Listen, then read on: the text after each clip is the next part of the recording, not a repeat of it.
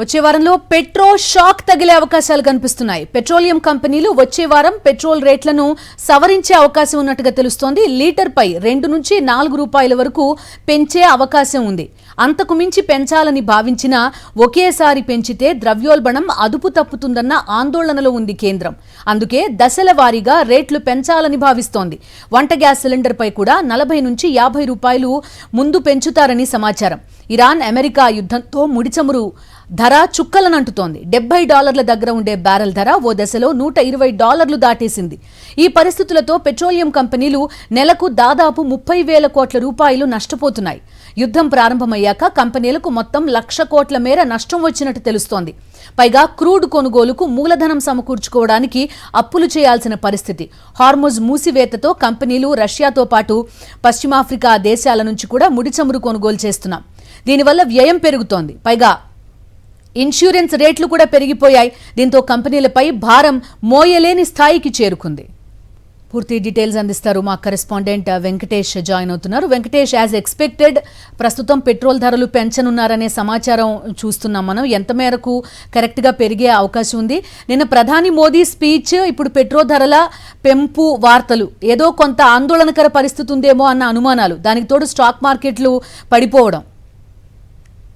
ఖచ్చితంగా petrol diesel ధరలు పెరిగేటువంటి అవకాశం ఉంది. ఇరాన్ అమెరికా యుద్ధం కారణంగా పూర్తిగా ఆయిల్ సప్లై చైన్ అంతా కూడా డిస్రప్షన్ అయింది. సో దాని ఇంపాక్ట్ ఇండియా సహా అనేక దేశాలపైన ఉంది. సో ప్రస్తుతం ప్రపంచ మార్కెట్ లో క్రూడ్ ఆయిల్ ధర దాదాపు $104 చేరింది, బ్యారెల్ క్రూడ్ ఆయిల్ ధర. సో గతంలో $80 ఉండేది, మధ్యలో $120 వరకు వెళ్ళింది, ప్రజెంట్ 104 ఉంది. సో ఈ నేపథ్యంలో ఈ భారం బిల్ పెరుగుతున్నటువంటి నేపథ్యంలో ఈ భారాన్ని ప్రస్తుతానికి ఆయిల్ కంపెనీలు భరిస్తున్నాయి. ఇంకోవైపు కేంద్ర ప్రభుత్వం దాదాపు పెద్ద ఎత్తున ఎక్సైజ్ డ్యూటీని కూడా తగ్గించినటువంటి సందర్భం మనం చూసాం. సో దీని కారణంగా ప్రభుత్వానికి దాదాపు 14,000 కోట్ల రూపాయల ఎక్సైజ్ డ్యూటీ నష్టం, అలాగే ప్రతిరోజు ఆయిల్ కంపెనీలకు 1,400 కోట్ల రూపాయల నష్టం జరుగుతుందని అంచనాలు వస్తున్నాయి. సో ఇది ఎక్కువ కాలంగా భరించేటువంటి స్థితిలో ఆయిల్ కంపెనీలు లేవు. సో ఆ నేపథ్యంలోనే అతి త్వరలోనే ఈ పెట్రోల్ డీజిల్ ధరలు పెంచే దిశగా ఆయిల్ కంపెనీలు ఆలోచన చేస్తున్నట్టు వార్తలు వస్తున్నాయి. దాదాపు లీటర్ పెట్రోల్ కు ₹2 నుంచి ₹4 వరకు ధరలు పెంచేటువంటి అవకాశం ఉంది. అలాగే వంట గ్యాస్ సిలిండర్ పైన దాదాపు ₹50 వరకు ధర పెంచే అవకాశం మనకు కనబడుతుంది. ఇదివరకే దాదాపు ₹60 వంట గ్యాస్ సిలిండర్ పైన ధర పెంచారు. అలాగే కమర్షియల్ గ్యాస్ పైన కూడా దాదాపు 300-400 వరకు ధరలు పెంచినటువంటి పరిస్థితి అందిస్తాం. సో అంతర్జాతీయంగా ఉన్నటువంటి పరిణామాల నేపథ్యంలోనే ఈ భారం అంతా కూడా వినియోగదారులపైన వేయాల్సినటువంటి పరిస్థితి ఏర్పడింది. అలాగే ఇటు హార్ముజ్ జలసంధి ఇంకా పూర్తి స్థాయిలో తెరుచుకోకపోవడం, ఇంకా ఆటంకాలు ఎదురవుతున్నటువంటి నేపథ్యంలో సప్లై కూడా చాలా తక్కువగా ఉంది. సో ఆ నేపథ్యంలో ప్రధానమంత్రి నరేంద్ర మోడీ నిన్న హైదరాబాద్ లో సభలో కూడా ప్రజలందరూ కూడా విజ్ఞప్తి చేశారు.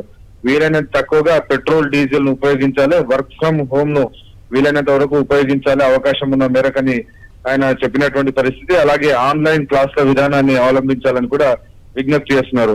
సో ప్రధానంగా మన 90% ముడి చమురు అంతా కూడా మన విదేశాల నుంచి దిగుమతి చేసుకుంటున్న నేపథ్యంలో పూర్తిగా విదేశీ మారక ద్రవ్యాన్ని అంతా కూడా ఇరాన్ గానీ మిగిలినటువంటి విదేశీ కంపెనీలకు మనం చెల్లించాల్సి ఉంటుంది డాలర్ రూపంలో.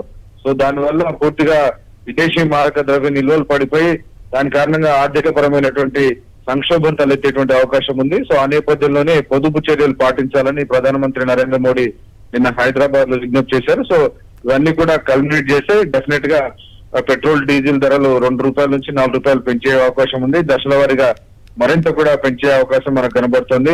పక్కనున్నటువంటి బంగ్లాదేశ్ కానీ, శ్రీలంక కానీ, పాకిస్తాన్ ఇలా అనేక దేశాల్లో ఇప్పటికే చాలా ఆస్టెరిటీ మెజర్స్ ప్రకటించారు. చాలా చోట్ల work from home, online classes ఇలాంటి కోవిడ్ తరాలలో అనేక నిబంధనలను ఇప్పటికే ప్రభుత్వాలు అమలు చేస్తున్నటువంటి నేపథ్యంలో తాజాగా నిన్న నరేంద్ర మోడీ అనౌన్స్ చేసినటువంటి విధానాలు కూడా కోవిడ్ వెంకటేష్, చాలా మంది నిపుణులు ఏం చెప్తున్నారంటే మనకి సర్ప్లస్ రిజర్వ్స్ కూడా చాలా అవసరం అని చెప్తున్నారు. కానీ ఇప్పుడు చూస్తుంటే అంతర్జాతీయ మార్కెట్లో చమురు ధరలు మండిపోతున్న పరిస్థితి. అవసరాలు తగ్గించుకోవడం ఒకటి, కొంత ఫ్యూచర్ అవసరాల కోసం నిల్వల్ని పెంచుకోవాల్సిన అవసరం కూడా ప్రస్తుతం కనిపిస్తోంది. ఏమన్నా ఈ కెపాసిటీని పెంచుకునే అవకాశం ఉందా ఇండియా ఇంటర్నేషనల్ మార్కెట్ నుంచి? లేదంటే ప్రస్తుతం మనం ఏ స్థాయిలో ఇంపోర్ట్ చేసుకుంటున్నామో అంతే వాల్యూ ఇంపోర్ట్ చేసుకోబోతున్నామా? ప్రస్తుతానికైతే మన వద్ద దాదాపు 3 నెలలకు సంబంధించినటువంటి అదనపు నిల్వలు ఉన్నాయి. సో అవి కాకుండా రెగ్యులర్ గా వచ్చేటువంటి వాటిపైన ఆధారపడి regular day to day activities కి వాటిని ఉపయోగిస్తున్నటువంటి సందర్భం మనం చూస్తున్నాం. సో ప్రస్తుతానికైతే నిల్వలు చేసుకోవాల్సినటువంటి అవసరం లేదని ప్రభుత్వం చెప్తుంది. కానీ ఖచ్చితంగా డే టు డే అఫైర్స్ కు ప్రజలకు ఇబ్బంది లేకుండా ఉండేందుకు అవసరమైనటువంటి సప్లై చేసే విధంగా భారత్ చర్యలు తీసుకుంటుంది. అయినప్పటికీ హార్మోజ్ జలసంధిలో ఇప్పటికీ ఇంకా ఇబ్బందులు తలెత్తున్నాయి. అమెరికా ఇరాన్ మధ్య కొనసాగుతున్నటువంటి యుద్ధం పూర్తిగా సమసిపోలేదు. సో కొంత వాటికి సీజ్ ఫైర్ కాల్పుల విరమణ జరిగినప్పటికీ ఇది కంప్లీట్ గా పూర్తి కాలేదు. అది కంప్లీట్ గా సీజ్ ఫైర్ కనుక జరిగితే మళ్ళీ యథావిధిగా ఈ చమురుకు సంబంధించినటువంటి సరఫరా జరిగేటువంటి అవకాశం ఉంది. సో అప్పటి వరకు ప్రజలందరికీ కష్టాలు తప్పేటువంటి పరిస్థితి లేదు. వెంకటేష్, ఓన్లీ ఈ ప్రైస్ హైక్ మాత్రమే కాకుండా నిన్న మోదీ చేసిన హెచ్చరికలు కానివ్వండి, లేకపోతే స్టాక్ మార్కెట్స్ రియాక్ట్ అవుతున్న తీరు కానివ్వండి, కొంత ఇబ్బందికర పరిస్థితులు వచ్చే 6 నెలలు ఉండే అవకాశం ఉంటుందనేది కూడా కొంత ఎక్స్పెక్టేషన్ మన ఆర్థిక వ్యవస్థ పైన. అండ్ గ్రోత్ రేట్ కూడా కంపారిటివ్లీ 0.5 to 1% తగ్గిందనే లెక్కలు కూడా వస్తున్నాయి. 6 నెలలు కాదు, ఏకంగా ఏడాది పాటు ఈ రకమైనటువంటి కష్టాలు ఉంటాయని నిన్న పరోక్షంగా నరేంద్ర మోడీ చెప్పారు. ఏడాది పాటు బంగారం ఎవరు కొనుగోలు చేయొద్దు, అలాగే ఏడాది పాటు విదేశీ ప్రయాణాలు ఎవరు కూడా చేయొద్దని ఆయన విజ్ఞప్తి చేశారు. సో ఇలా చేయడం అంటే ప్రజలు తమ దేశం పట్ల భక్తిని చాటుకోవడమే. అలాగే ఆయిల్ కన్జంప్షన్ కూడా, వంట నూనె కన్జంప్షన్ కూడా వీలైనంత వరకు తగ్గించాలని ఆయన విజ్ఞప్తి చేశారు. సో ఇలా సిరీస్ ఆఫ్ ఆస్టెరిటీ మెజర్స్ అని కూడా ప్రకటిస్తున్నారు. సో వీటన్నిటిని పాటించడం అంటే దేశభక్తిని చాటడమేని ఆయన విజ్ఞప్తి చేస్తున్నారు. సో ఆ దిశగా ప్రజలందరినీ కూడా ప్రోత్సహించేటువంటి ప్రయత్నం కొనసాగిస్తున్నారు. ఓకే వెంకటేష్, సో మొత్తానికి దేశ ప్రజలకు పెట్రోల్ షాక్ తగిలే అవకాశాలు మాత్రం కనిపిస్తున్నాయి. లీటర్పై 2 నుంచి 4 రూపాయల వరకు పెంచే అవకాశం ఉంది.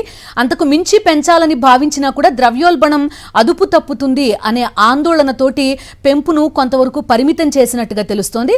అయితే దశల వారీగా మాత్రం అటు పెట్రోల్, డీజిల్, వంట గ్యాస్ ధరలు పెంచాలి అనే దిశగానే ప్రభుత్వం వెళ్తున్నట్టుగా తెలుస్తోంది. వంట గ్యాస్ సిలిండర్ పై కూడా 40 నుంచి 50 రూపాయలు పెంచుతారని సమాచారం. ఇరాన్ అమెరికా యుద్ధంతో అంతర్జాతీయంగా ముడి చమురు ధరలు చుక్కలనంటున్నాయి. $70 దగ్గర ఉండే బ్యారెల్ ధర ఓ దశలో $120 దాటేసింది. ఈ పరిస్థితులతో పెట్రోలియం కంపెనీలు నెలకు దాదాపు 30,000 కోట్ల రూపాయలు నష్టపోతున్నాయి. యుద్ధం ప్రారంభమయ్యాక కంపెనీలకు మొత్తం 1,00,000 కోట్ల మేర నష్టం వచ్చినట్టుగా తెలుస్తోంది. పైగా క్రూడ్ కొనుగోలుకు మూలధనం సమకూర్చుకోవడానికి కూడా అప్పులు చేయాల్సిన పరిస్థితి ఆయిల్ కంపెనీలది. అటు హార్మిజ్ మూసివేతతో కంపెనీలు రష్యాతో పాటు పశ్చిమాఫ్రికా దేశాల నుంచి కూడా ముడి చమురు కొనుగోలు చేస్తున్నాయి. దీనివల్ల వ్యయం పెరుగుతోంది. పైగా ఇన్సూరెన్స్ రేట్లు కూడా పెరిగాయి. దీంతో కంపెనీలపై భారం మొయ్యలేని స్థాయికి చేరుకుంది.